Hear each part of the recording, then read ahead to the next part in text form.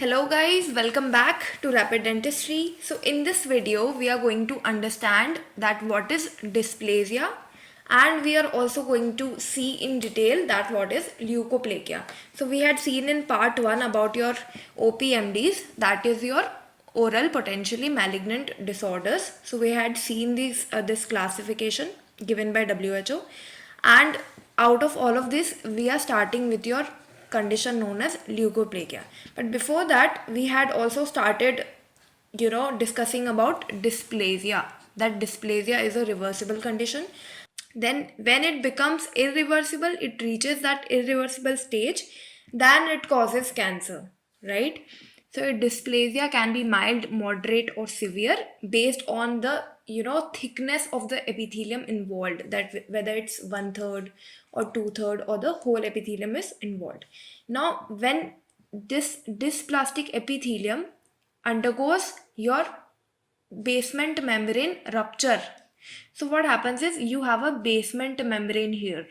So whenever this basement membrane ruptures and your epithelial cells invade your connective tissue, then it becomes your invasive cancer. So that is what we are going to see in detail, that how cancer develops from your normal epithelium, how this transformation happens. Okay, so before that we are going to see that in dysplasia what actually happens.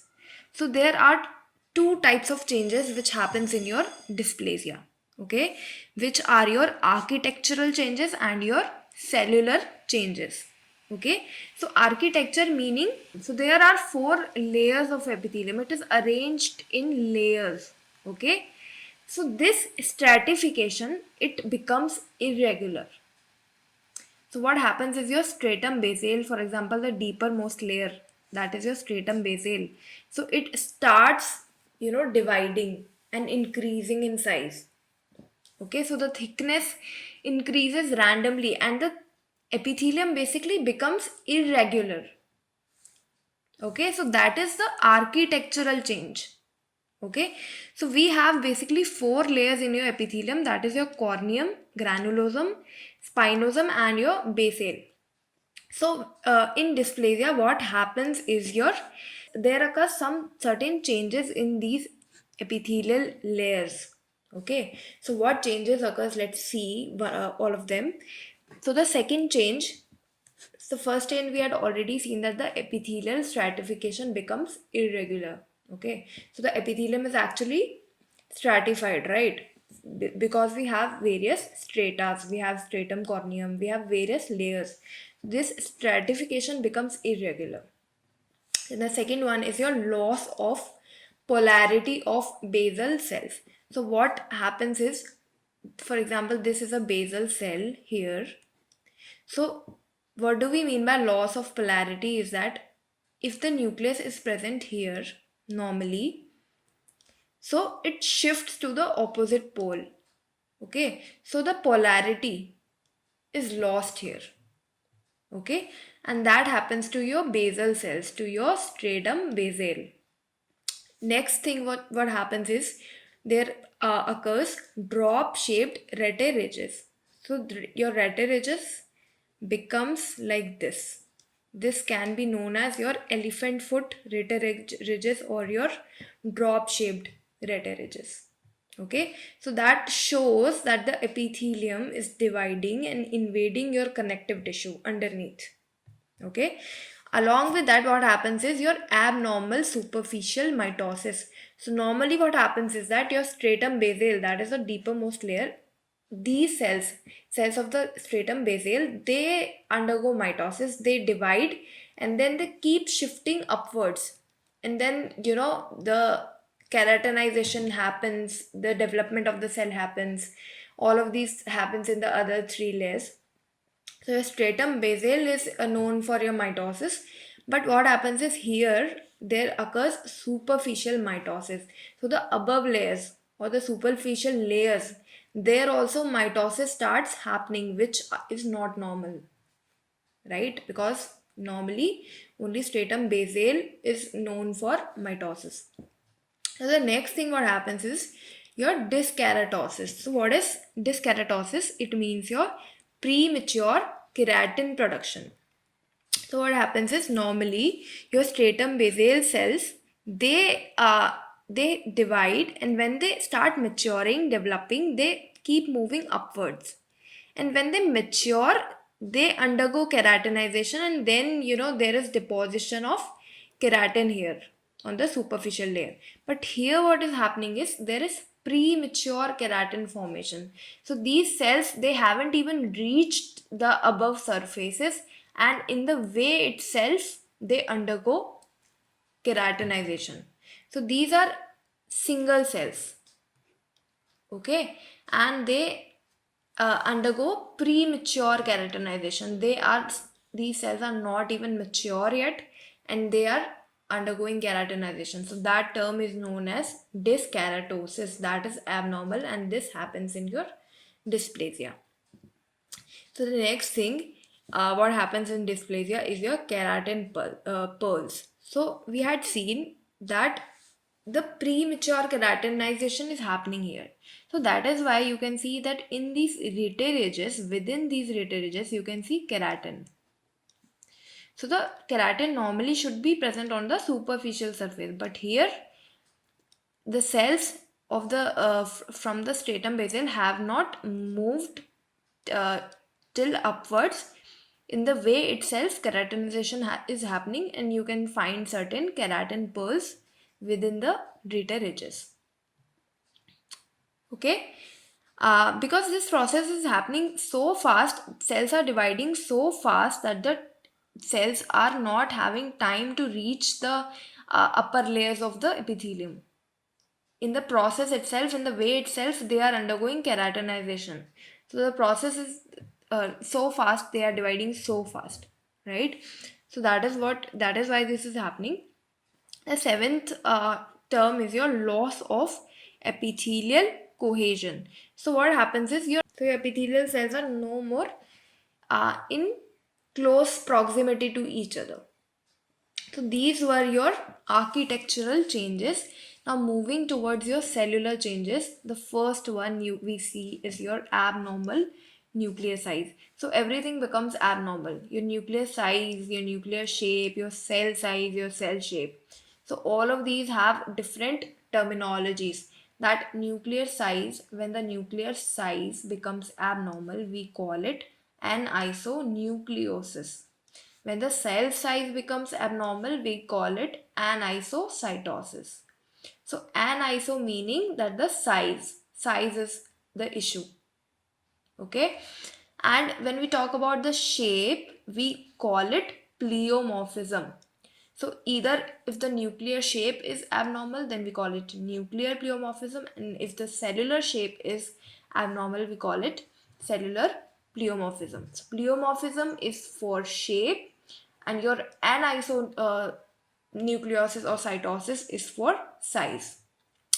So the next thing what happens in your cellular change is your increased nuclear by cytoplasm ratio. So what happens, normally your nucleus should be 1/4 of your cytoplasm in volume. Okay, but so normal ratio of your nuclear is to cytoplasm is your 1:4. But in this dysplasia condition, what happens is your nuclear cytoplasm ratio becomes altered, and it is almost equal to 1:2 or 1:1.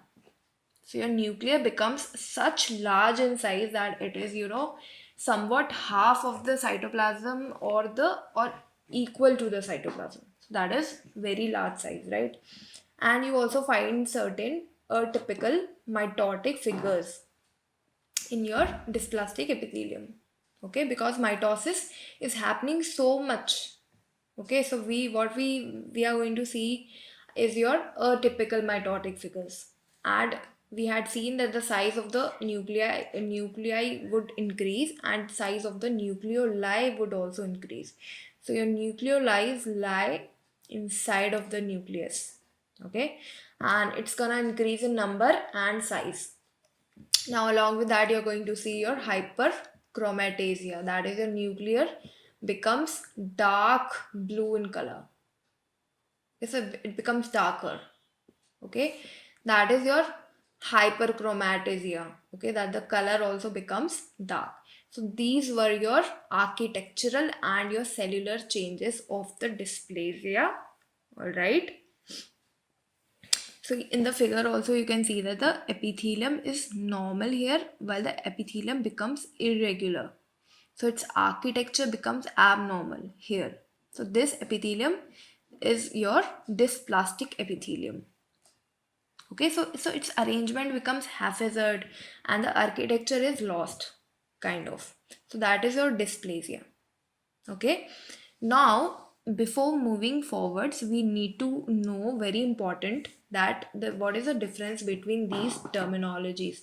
That is your hypoplasia, hyperplasia, neoplasia, so dysplasia, metaplasia, anaplasia. So there are, slight differences between all of these, and which, normally confuses many students. So that is what we are going to see here, that what is firstly your hypoplasia.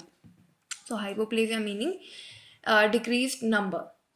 Okay, so here you see that the number of cells are decreasing. That is your hypoplasia. And hyperplasia is simply increase in the number of normal cells. Okay, so your normal cells are increasing in number in hyperplasia. Now what happens in neoplasia is, in neoplasia also the cells are increasing in number, but these cells are abnormal. So these are not normal cells, because here you see the nuclei is large somewhere, it's small somewhere. So these are not normal cells, these are abnormal cells, and they are increasing in number. That is your neoplasia or your tumor. That is when we call it a tumor. Okay. Then we have a term known as dysplasia, which we had discussed detail just now. What happens in dysplasia is that the size, shape, or the organization. So we had seen that the architecture changes, right? The size changes, the shape changes, okay, of the nucleus of the cell. So that is why we said that, anisonucleosis, anisocytosis, your polymorphism of both the nuclei and the cell, right? So that is your dysplasia, that the size changes, shape changes, right? Now what is metaplasia? So in metaplasia, your one type of the cell converts into another type. So your type 1 changes into another type of cell. For example, if we have squamous cell, it might convert into your columnar, cuboidal. So the cell type changes. Okay, the cell is still not abnormal, the cell is normal only, but the type of the cell changes. So that is your metaplasia. All right, the last term is your anaplasia. So what is anaplasia? In anaplasia, what happens is your de-differentiation. So basically your one type of the cell which has, which is large, and then what happens is it matures, it differentiates to form a particular cell, for example columnar cell or squamous cell. So this large cell, which is kind of, it can give rise to any cell. It is a stem cell kind of a cell. Okay, now this matures and differentiate into your a particular type of the cell. Now what happens in anaplasia is that de-differentiation happens, that the mature cell, which is the already formed cell, it undergoes de-differentiation. It goes back to its previous state, the large cell, okay, the unmatured cell. So that is what happens in your anaplasia. Okay, so these were your different terminologies which you often confuse with.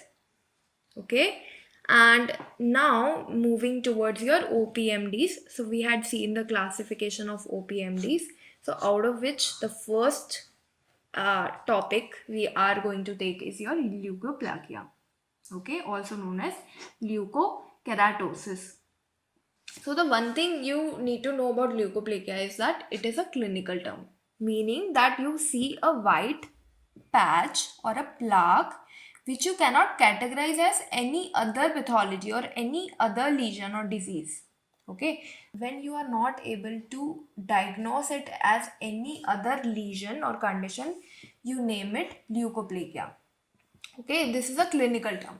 Then what happens is, if you do biopsy of this lesion would turn out to be something. Okay, that won't, you cannot name leukoplakia as a histological diagnosis. Okay, so after that it might turn out that the lesion is, it's candidiasis, or it's lichen planus, whatever.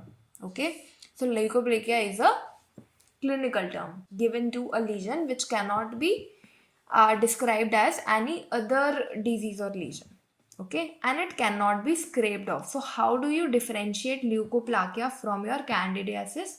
So candidiasis can be scraped off, so it scrapes off. Okay, if you scrape the lesion, it scrapes off, then it's candidiasis, and if it doesn't scrape off, then it's leukoplakia. Okay, and this is a localized lesion and it is hyperkeratotic. So you see a lot of keratosis. That is why this lesion is appearing white in color, because there is lot of keratosis happening here.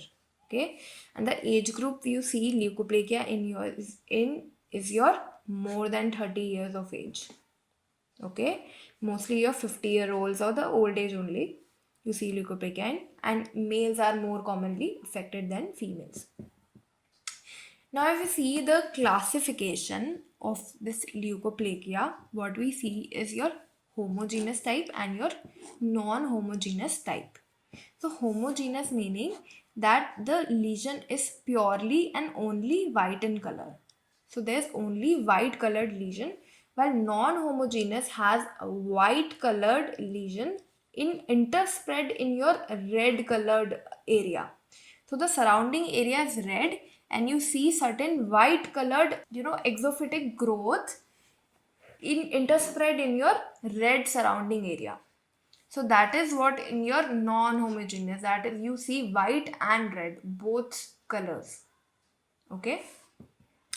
Now your white colored lesion, that is your homogeneous leukoplakia, can be of three types. So your homogeneous leukoplakia can be smooth, can be furrowed, or it can be ulcerated. So in the image, if you see that, it's very smooth. So the surface is smooth, then it's your smooth homogeneous.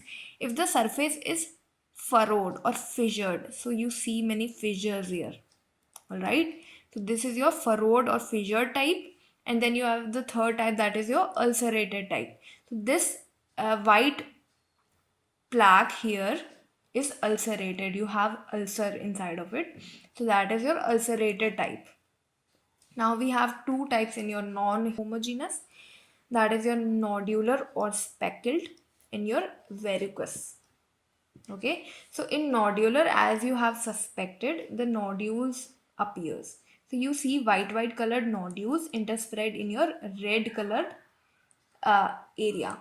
So this whole lesion is, red in color, and there you see white colored certain nodules coming out of it. Okay, so these can be called as speckled or nodular. Then the second type is your verrucous. So verrucous is your cauliflower-like. So what happens is, so this is exophytic in growth. Okay, like a papillary exophytic growth. That is your verrucous. Verrucous meaning exophytic cauliflower-like growth. So these were your homogeneous and non-homogeneous types. Now the most important thing we need to know that, what happens, what risk factors can be there which increases your chances of malignancy in your leukoplakia. So your leukoplakia, in what circumstances there can be high chances of development of cancer inside of the lesion. So the first thing is your females. So your females are more prone to the malignant transformation. Although leukoplakia is seen more in males, but still the females are more prone to the malignant transformation. The second risk factor is your idiopathic leukoplakias. So leukoplakias which are not associated with your smoking. So in the patients you see, they are non-smokers and still the leukoplakia is present, so it's probably due to your human papilloma virus, and that has a high rate of malignant transformation also. So the third uh, risk factor is your long duration of leukoplakia. Leukoplakia which is present for a longer duration. And then fourth one is your when the leukoplakia is present on tongue or the floor of the mouth and its size is more. It's more than 2 centimeters in size and it is present on your tongue or the floor of the mouth. So that is when the chances of malignancy is more. Also, when the leukoplakia is associated with your candidiasis. So you see your candidal leukoplakia. Here in this image, you see in the right commissure of the mouth is showing this lesion, which is candidal leukoplakia. So candidiasis and leukoplakia happening simultaneously here. Also, your epithelial dysplasia when present, it increases the chances. And your HPV association, that is your human papilloma virus association, I told you that it increases the chances of the malignancy. So these are the risk factors which increases your malignancy chances. Now we have a certain type of leukoplakia known as your proliferative verrucous leukoplakia, also known as your PVL. So PVL is the aggressive form of leukoplakia. Okay, so it is a subtype of leukoplakia which is very aggressive. It is very highly recurrent and it is also very high chances of development of malignancy in it. Okay, so there are 70% chances. This is very much. Okay, so your PVL has high chances of developing into malignancy. So this image is showing your PVL, that is a proliferative verrucous leukoplakia. Histopath, if you see the histopath, there is a spectrum of verrucous lesion. So you can see that this PVL can be, can be in a state of verrucous hyperkeratosis or verrucous hyperplasia. So there can be a spectrum of lesions. So it can show as verrucous carcinoma. It can develop further on and develop into papillary or squamous cell carcinomas. So all of these lesions are increasing in severity. There is a spectrum of these verrucous lesions. So this PVL can present itself in any of these forms histopathologically. All right.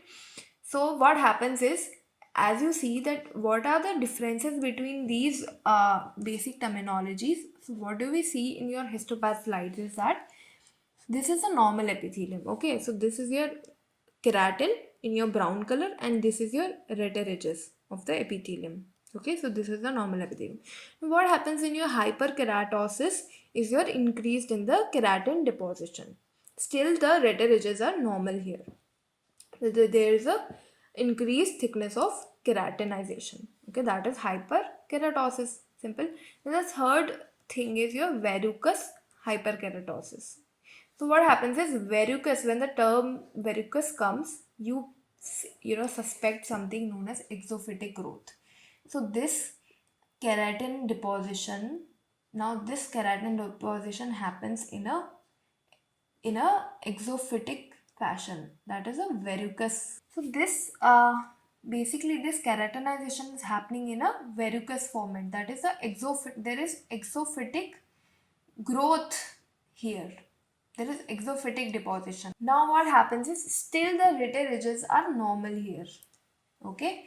Now what happens is there is a term called as verrucous hyperplasia. So in this, your epithelium is growing inwards into the connective tissue.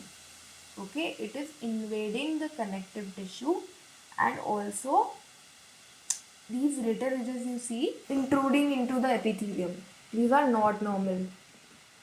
Okay, then this is known as your verrucous hyperplasia.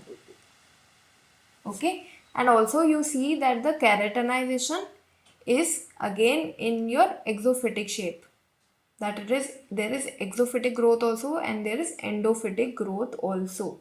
in your verrucous hyperplasia. So clinically you see verrucous hyperplasia as something like this: hyperplastic growth of the epithelium, outwards also and inwards also, exophytic also and endophytic also. Now, what is verrucous carcinoma? So what happens here is that the redder ridges, they start pushing your borders into the connective tissue. So we have connective tissue here, and this is your epithelium, and then this redder ridges of the epithelium, it becomes your drop shaped or the elephant foot shaped, and it pushes the borders of your epithelium into the connective tissue. So then it becomes invasive, and then it is known as your verrucous carcinoma. Okay, and then this may convert into your papillary squamous cell carcinoma. Okay, so what happens is here the ridges, they drop off or they lodge off certain epithelial islands into the connective tissue. So these are epithelial islands which is separated from your this epithelium. So these islands have been separated from the epithelium and gone inside the connective tissue. Okay, this is what happens in your papillary squamous cell carcinoma. So clinically you see this, how this squamous cell carcinoma is looking. Okay, so how does it look? Your papillary squamous cell carcinoma and your verrucous carcinoma. So see, it is highly keratinized. It is very white in color. It is exophytic. It is verrucous. Okay, and you see that in histopath slide, what you see is your red ridges are drop shaped. You see that these are drop shaped or your elephant foot shaped red ridges. Okay, because these are pushing borders of your epithelium into the connective tissue. Okay, so these are the various spectrum of verrucous lesions, so which keep on converting into one another and increase in severity, right? So they keep growing outwards and inwards and lead to cancer at the end. Okay, so these are your oral verrucous lesions. So your PVL has a spectrum of these lesions because it is also having high chances of malignancy conversion. So it might convert into cancer later on by following this spectrum of verrucous lesions.